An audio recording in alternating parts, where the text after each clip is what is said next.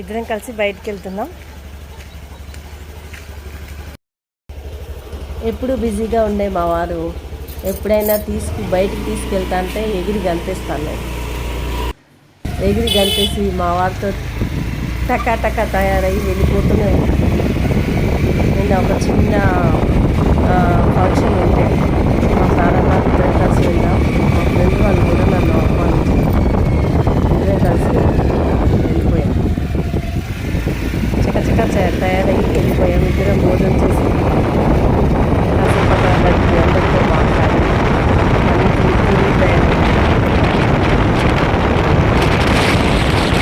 ఎక్కడికైనా వెళ్ళాలంటే వాళ్ళు బిజీగా ఉంటారు కాబట్టి నన్ను తీసుకెళ్ళడానికి నేను స్కూల్కి వెళ్ళిపోతాను. అందుకోసం ఆ టైం దొరికినా మా వారితో స్పెండ్ చేయడానికి నేను రెడీ అవుతాను. ఎంతో ఆనందంగా నేను వచ్చేసాను. అందరూ పరిచయస్తులందరూ స్నేహితులందరూ కలిసి చక్కగా ముచ్చట్లు పెట్టుకున్నాం కాసేపు.